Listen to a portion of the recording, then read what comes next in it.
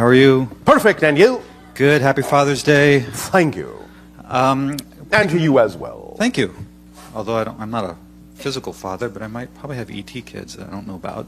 I wanted to pick up where a previous caller talked about your life and. Yes. So, are you birthed as an infant? In a sense, but we no longer give physical birth. We create an energy space, an energy vortex in which a spirit can simply take on and crystallize a physical body. And then you just appear? The body just appears. So the body just appears. Yes. And then when it appears, is it small like an infant? It is. And then over time, does it grow in size like adults? But about what you would call age 3, they are in many ways realized enough to simply wander the world and find what interests them.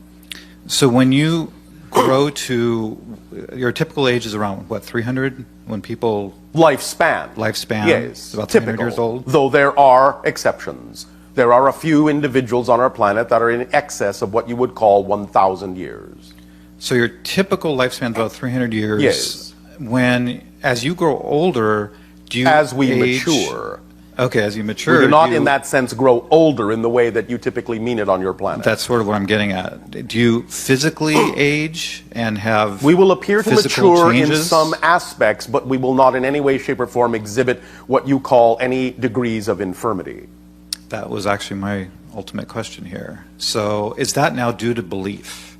It is That due to the idea of what we know to be true. It is beyond the level of belief. Okay, so it's a knowing. Makes sense. So on Earth, I guess we still have the knowledge or the belief that we age, and so Yes. body parts hurt and things get Yes. out of whack and things. But you It is guys the collective are not like consensus that you have bought into, but are learning to change. Many of you are living longer, more healthy lives, staying younger in appearance. And this is an indication that you are beginning to live more and more in the moment, and that you know you are eternal beings that don't necessarily have to express the idea of infirmity as you mature. Okay. Okay, that makes a lot of sense. Oh, thank you. You're welcome. So on the issue of belief, it seems like, we've talked about this before, belief is everything. Changing your beliefs Through the changes physical everything. personality, in that sense, it creates your reality. But we have also said that knowing is more powerful, because knowing is synonymous with action. So my question has to do with, it seems like there's 2 levels of belief. One is the belief that we inherit from our parents and our society as we're growing up. And another belief, it seems like, is in our DNA. There is the automatic level that we have talked about, where you simply lay out the playing board of the game so you don't have to think about it. It is the collective consensus level of the belief reality, so that you can simply get on about the idea of exploring your individual theme within that collective consensus without having to consciously create the playing board all the time. Okay, but now, if we want to make changes in our belief system, whether they're brought on from childhood or in that playing field that you're talking about, Yes. are they equally easy to change? In the way that you mean it, not always. Because the idea is that you have agreed to a certain playing field. If there is a reason in the theme of your individual exploration to change an aspect of the playing field itself, then yes, it will be the path of least resistance. But if it isn't included in your individual theme of exploration, then it is unlikely and improbable that you will need to change the playing field of the consensus level reality itself. Like infirmity, for example. Yes. That's a belief that's in our DNA, I guess. Well, so that, in a would that be sense. harder to change than other beliefs that we learned in childhood or something like that? Well, look around.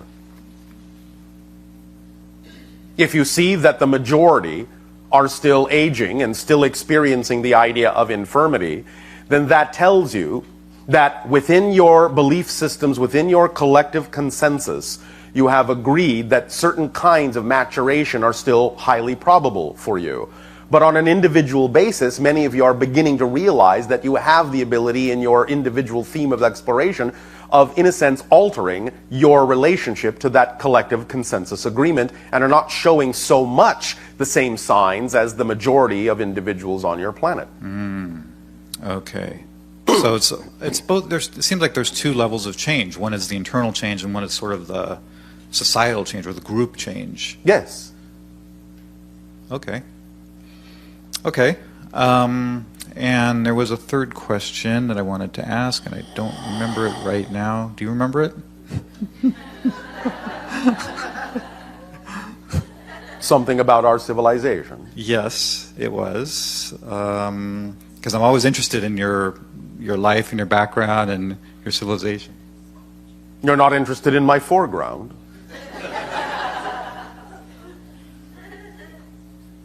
Are you getting some coaching? Yes, I am. From Narnia.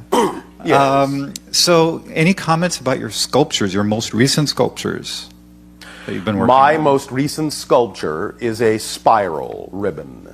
A spiral ribbon. Yes. Like from bottom to top? What do From you the mean? ground Describe a little bit more. up. 1 mile high, as you would count distance. 1 mile high. Yes. Wow. And what is that made of? It is made of a crystalline substance, the same nanotechnology that forms the suits that we talked about, and the same technology that forms our ships. Did you grow that? In a sense, yes. Did you have a hands-on technique to apply some pressure to form this? The idea is that it is an extension of our planet like an antenna.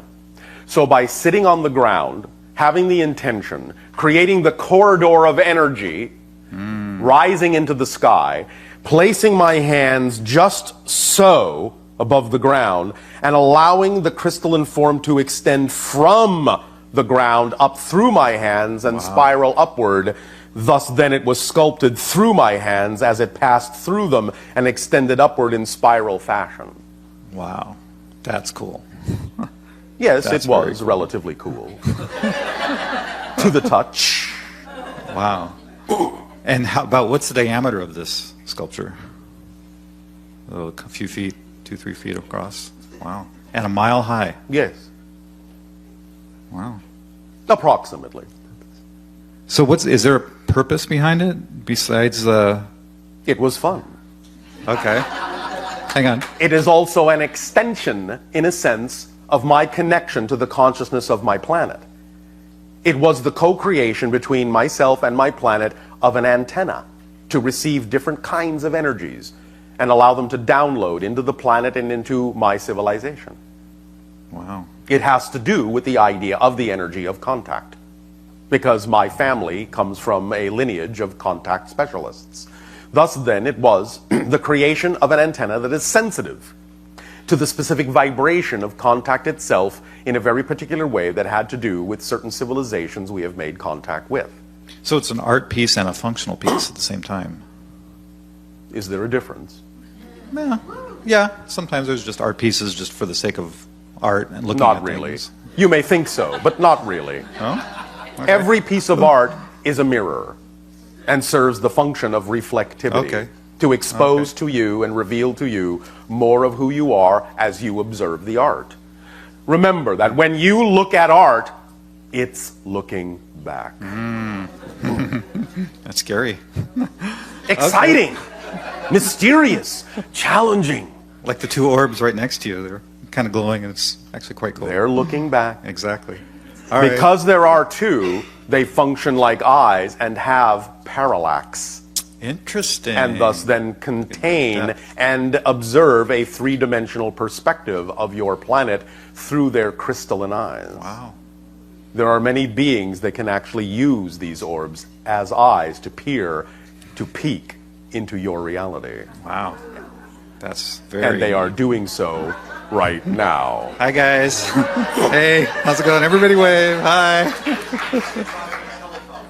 Yes, it is a cosmic teleconference. All right, Bashar. As we synchronistically said when we were engaged in a conversation a few moments before, the eyes have it. All right, Bashar, thank you so much. Thank you. Love you. Our unconditional love to you as well.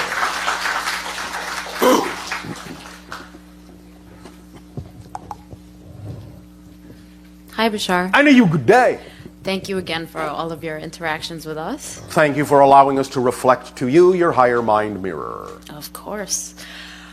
You had mentioned that you're still above Sedona. As you read the energy now, do you have any idea about how long you will be there for? Time for us is not the same that it is for you. From one perspective, you will find that my ship will be there for years and years and years. At the same time, I can come and go without you even knowing it. Okay, thank you.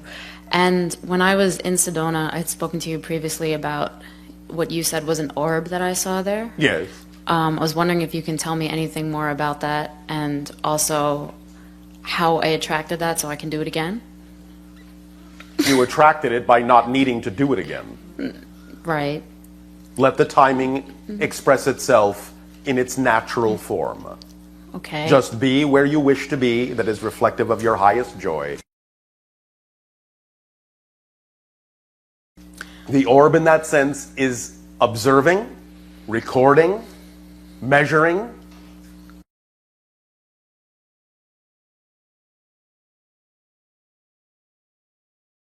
determining the appropriateness of further contact, of further appearances. Only by becoming more and more of who you are and not waiting and wondering for these things to happen do these reflections have a better opportunity and a better probability of showing up.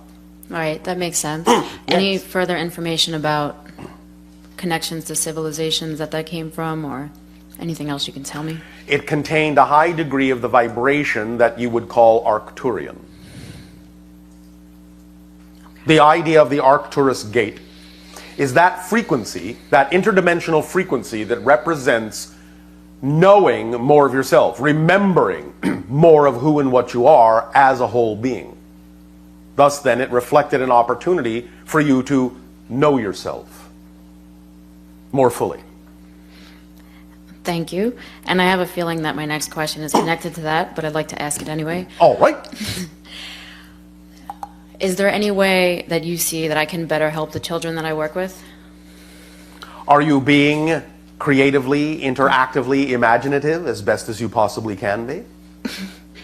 I've been more frustrated, actually. By what? The system, timelines, deadlines, the paperwork. system. Yes. Why not then branch out in a way and express the idea of interacting with children in a way that you would prefer to? Okay, and this is similar to a conversation we had before, although I know we're having it for the first time anyway. Yes. But my next question then would be, is there anything you think I need to let go of to attract? Well, do you believe that the way in which you wish to express this idea of aiding and assisting children more imaginatively, more interactively, in creating, in a sense, your own school, do you believe that it is something that will support you? Hesitation usually means no. Right. So work on that. Find out why you believe that your excitement can't support you. Find out what those beliefs are. Let them go. School yourself first. Create the school within you. Then you will know what to do with the children. You will know how to create the school that is more representative of your gift, of your sharing. And you will attract the children that require the teaching from your style, your methodology. Remember that any gift you have to give must by definition only exist because there is someone who wishes to receive what you have to share. There are no one-sided coins. If you have the head, the tail must exist. So whatever it is that excites you the most, in whatever way you wish to express it, must by definition only exist because there is someone in the reality who wishes to receive that particular sharing, that particular modality. You are, I'll just put it this way, meaning no judgment, but I know that sometimes your physical mind understands these terms a little bit more clearly. By not acting on your highest excitement and creating the school that you would rather create, you are depriving the children of that teaching. Do you understand? Somewhat. Is there... Somewhat. Yeah, because I'm wondering if I can attract a position somewhere that's already formed and running. Okay. Once again, perhaps you need a clearer understanding of how the nature of existence works. Let us explain. Excitement is a complete kit, a driving engine, an organizing principle. Whatever is the path of least resistance will be what gets attracted into your reality by remaining in the vibration of your preference. If it is the path of least resistance, that a place already exists into which you can fit, that is what you will attract. Okay. If the path of least resistance is bringing you to the realization that it is easier to start your own school, that is what you will attract. What I am telling you is that whatever the path of least resistance is, if you're in the appropriate vibrational state, the opportunities will be obvious to you in the synchronicity that unfolds in your reality. So you don't have to sit there and question, will this happen? Can this happen? Is this possible? It's all possible. The only question is it relevant? Thus then, by whatever frequency you are, the higher mind mirror will reflect to you the relevant opportunities, the relevant synchronicities, the path of least resistance. It will be whatever it needs to be if you understand that these things function already flawlessly as a complete kit, as a driving engine, as an organizing principle. You don't have to make the details fit. They already fit. Right. And higher mind already knows the best path. All you need to do is act on whatever is most exciting in order to show your higher mind through your behavior that you're ready to accept the next opportunity, the next synchronicity, the next open door, and it will provide it for you. Instead of waiting around wondering if you should take a step because you don't know if that detail will be there when you need it. Of course it will. But of course, if you doubt it, it won't. Right. Make sense? Yes. But I have been taking action too, but I have had some doubt. So is there anything else besides getting what is a doubt? What is a doubt? A belief that's not in alignment with your true self? It is 100% trust in a belief that's out of alignment with your true self. So why do you prefer to believe in something that you don't prefer to believe in? I don't. Well, then stop. Okay. I just The stopped. first step is in redefining these ideas. You need to allow yourself to let go of outdated, outmoded, obsolete definitions. Don't just settle for the definitions you've been given. Don't just say, well, I have doubts. Explore what doubt is. In that sense, explode it, explore it, expose it to yourself for what the definitions are within you that create the experience you call doubt, so that you can identify consciously how the mechanism of that works and realize that it's actually all about trust. You actually never, ever, ever are capable of not having trust. You're not capable of having no trust. You're always trusting something to be true. So when you hear yourself say, I have doubts, that's just another way of saying, I am trusting in something I don't prefer. Then you have the ability to ask yourself the question, why would I do that? How does it serve me? And then you can begin the exploration of what that belief is. Bring it into conscious identification. Realize it has nothing to do with you. Seeing it as nonsensical and illogical. And by seeing it that way, letting it go. Okay. So, school yourself in this, so that you can teach the children these principles and how to see what is obvious when you understand what the structure is. Okay, Make thank sense? you. Yes. Does that help you? It does. I have one last question. Yes. I know that you had said that we attract accidents to ourselves kind of to shake ourselves awake. Many Would that be- times, yes. Okay. That's not the only purpose, not the only reason, but yes. Many of you will do that. If you do not wake up in another way, you will shock yourselves to awareness. Can you tell me maybe I'm a very careful driver, very careful, and I just had a recent car accident and Congratulations! How exciting! it doesn't feel very exciting, but Why not? Why not? Because you're defining it that way. You need to use your imagination. How are you going to teach the children how to use their imagination if you're not using yours? right, I'm working on that. Don't work on it. Do it. It's actually fun. You don't have to make this a trial, a tribulation, an effort. Using your imagination is easy. It's fun. I'm trying to figure out how. No. Oh, right. I'm sorry. Trying. So, Just see it with different eyes. like totaling 2 cars is fun. Use your imagination. Use your imagination. As you yourself said, as you yourself just repeated, many times you understand that these things happen to shake you awake. Right, and not so ironically, the one injury, he was fine, thank God. His car actually flipped over and everything, which was, the impact was just from me pulling out of a curb going like 5 miles an hour, so I have no idea how that happened, but the one injury I seem to attract to myself is a black eye, like a bruised eye. All right. So again, we go back to the eyes, and Yes. I'm just trying to kind of have a new perspective on this because there is a lot of opportunity for fear to come in again. Then do not turn a blind eye to the things that should be obvious. Such as everything you already mentioned. Yes. Such as define everything that happens in a positive way, Right. and you will expect a positive effect from it. And not view them as obstacles. Correct. Because how does that serve you to do so? It doesn't. Thank you. Okay. You have some decisions to make. Make them. How you choose to see life is how you live it. Period. Yes? Okay. Yes. All right. Class dismissed. Thank you.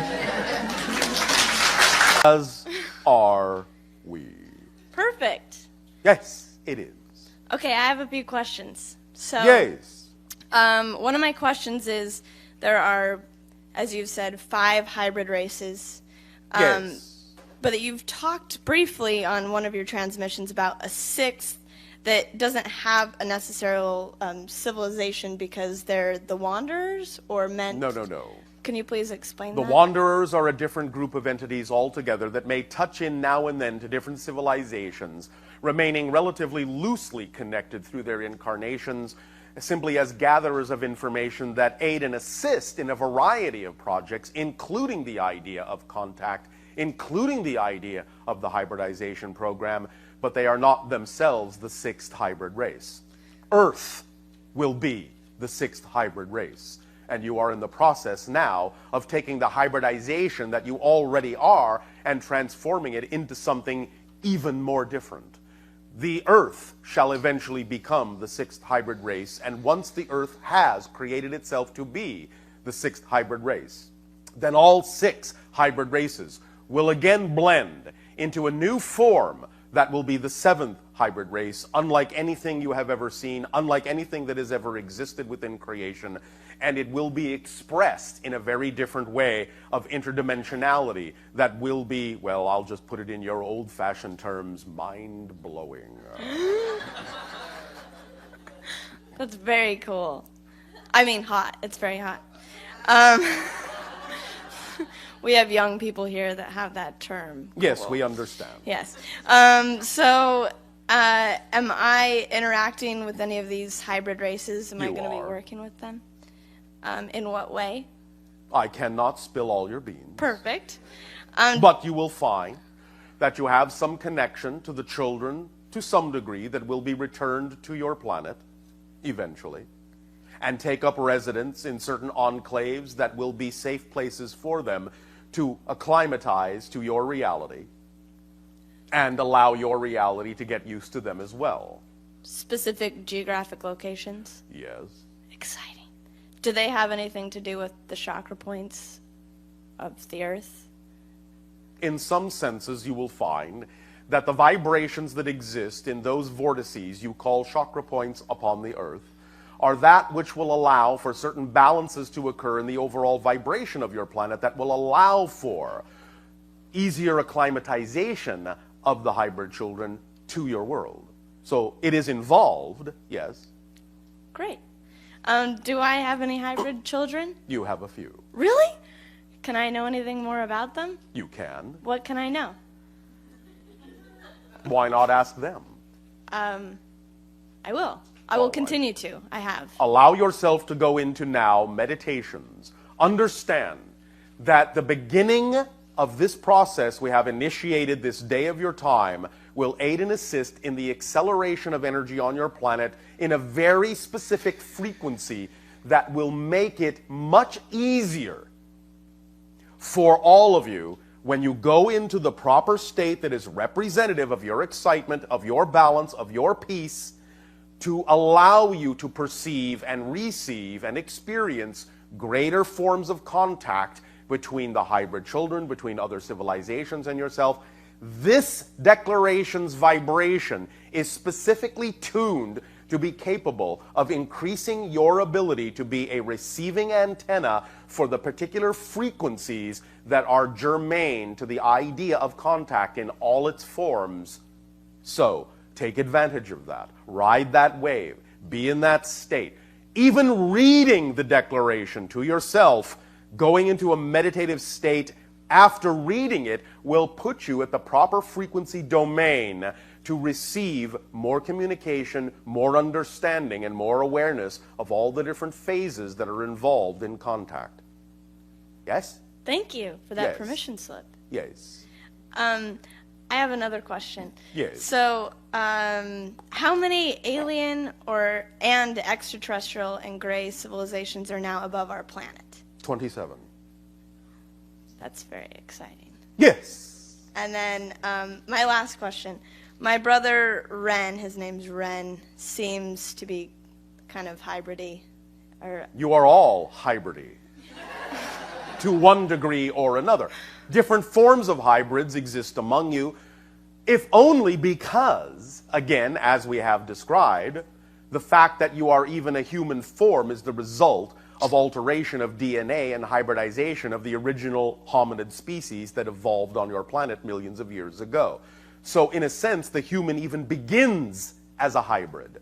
But there have already also been other alterations in different ways for many of you in a variety of different kinds of energetic or physiological alterations. That's a good point. Yes. Okay. And this brother of mine is having a new baby. All right. And is there any extraterrestrial involvement in its DNA? Again, because of the alterations that have occurred, it allows for the new generations to not just be a different generation, but a different species altogether. That's very exciting. All right. Well, thank you. Thank you. It's been great. It still is.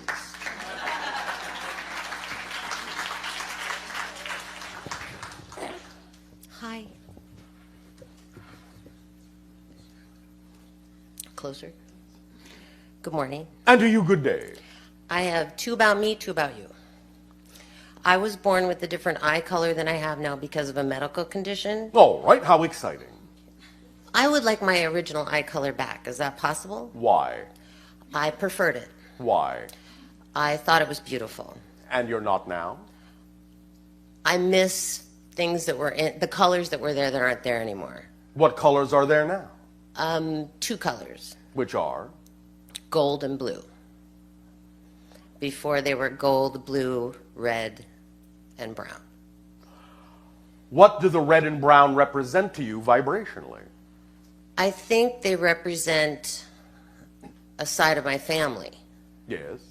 only because the doctor said it looked like my eyes were starting brown but turned blue. Yes. And so? So I feel like the missing colors are a missing part of me. But they are not missing. Okay, They are just expressed differently. okay, Do not look at this as a loss. Do not, in a sense, label this as a negative. Learn from what is and the changes that have occurred and understand what that vibrational change represents. Live in the moment with it. Let it be all right to be what it is, and anything else that needs to change will then be more capable of changing. And if you require for the exploration of your theme to gain those colors back in the way you had them, then you will. I see. But if you don't need them. that's fine too. Understand that all these things are within you. Yes, Do not always have to be expressed externally.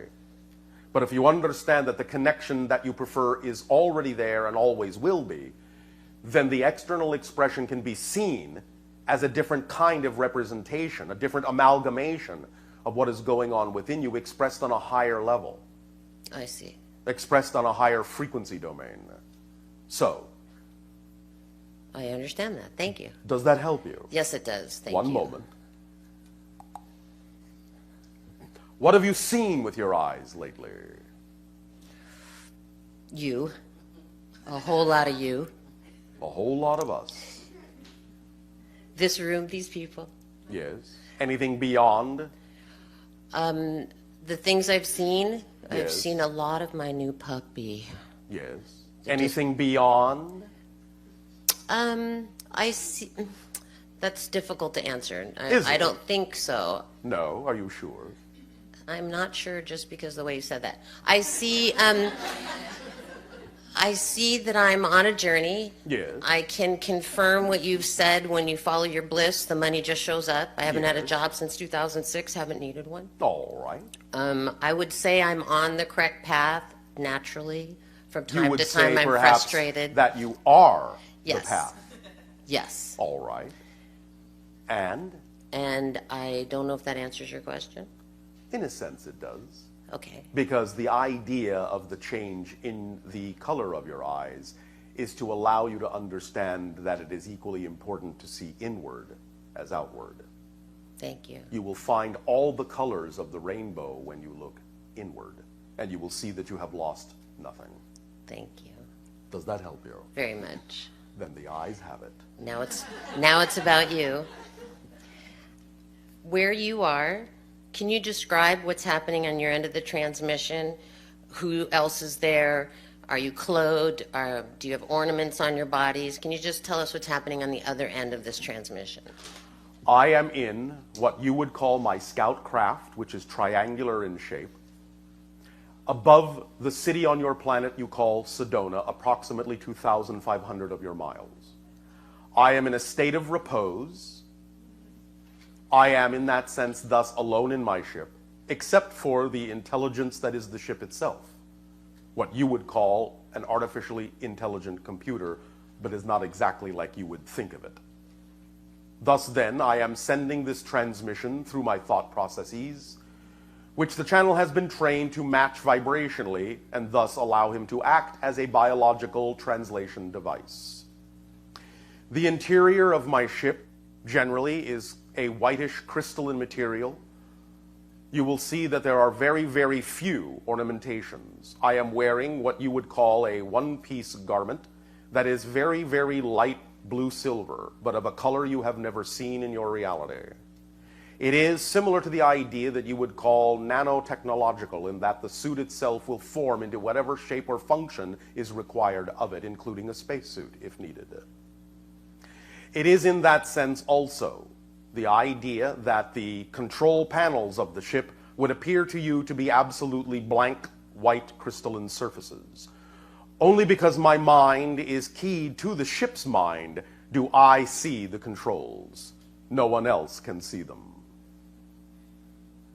Does this assist you? Is there some other detail you wish to understand about us? Are you the only one in this ship? I said I am alone. Okay, thank you. I'm sorry I didn't hear that. That is all right. And also, amongst your people, do you have crimes? And if so, what are the ramifications and punishments? There are no crimes, there are no punishments. I assume that. You must understand that in our evolution we have understood the idea is that we are self-empowered, and that the only reason people commit what you call crimes are because they have a belief that they are not self-empowered.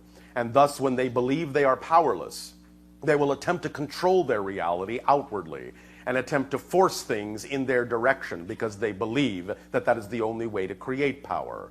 We understand by being self-empowered that no such forcefulness is required, and that we simply have what we need when we need it. I see. Your civilization will ultimately learn this as well. I look forward to that. We look backwards to it. And Bashar, in your own way, can you bless me, please? You are already blessed. Thank you.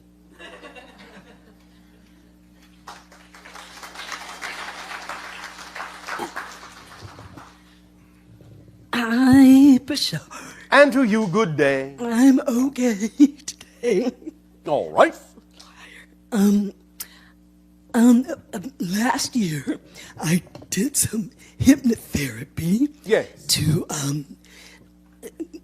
examine my voice situation. And after about 6 sessions, the therapist said we had kind of reached an impasse. Yes. And she wanted to try this thing called the 13th step. Yes. And so the 13th step was like, I went up some steps and down some steps and up. And anyway, when I got there, I was to find my guides.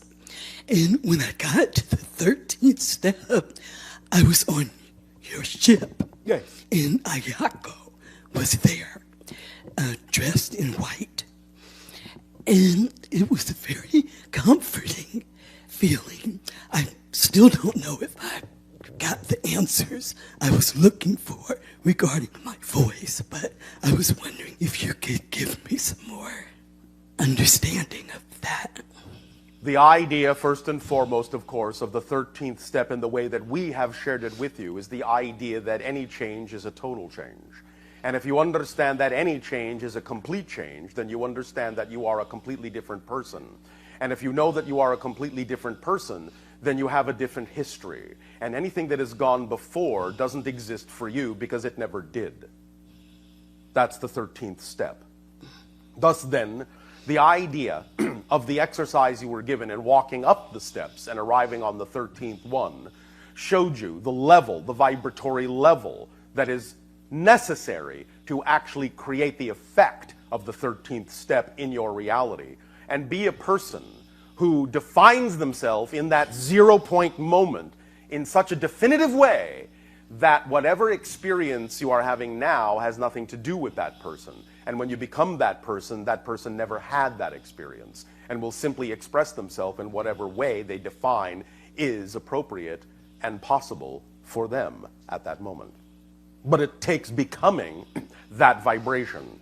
You were shown the reflection of the idea of Ayako in that way because of her connection to our vibration, and also by picking up on the idea that her vibration is exactly the state of being that would work best for you, symbolically, to match to the best of your ability in your own unique way, of course, the idea of that frequency in order to be the person that will allow themselves to define themselves in the way that they prefer to. Does that make sense? Yes. How exciting. Yes. It is also about the understanding that many times voice is overrated. Allow yourself to learn different forms of communication, and you will find that you're actually capable of expressing yourself even more clearly than if you actually use your voice. Thus then, you were being given the first symbolic reflection of different ways to learn how to express yourself vibrationally, energetically, through body language, through gestures, through a variety of other modalities that actually may serve you best and be far more representative and far more reflective of the kinds of communications that are actually important for you to have. By limiting the idea of your vocal quality, you have forced yourself into that watermelon seed corner where you must shoot out in a different direction. Thus then, you must explore those other directions to find that you are far more capable of communication than you think, as long as you don't rely on the idea that your voice is the most important tool by which to accomplish that. Does that help you? Yes, can you be more specific as to the other modalities? No. By going through the process of the 13th step as many times as it takes, you will be shown the other modalities by arriving at that 13th step and the reflections you get therein in exactly the process you've already gone through. Keep climbing those stairs over and over again until you are shown all the modalities in that process. Thank you very much, Bashar. You are welcome.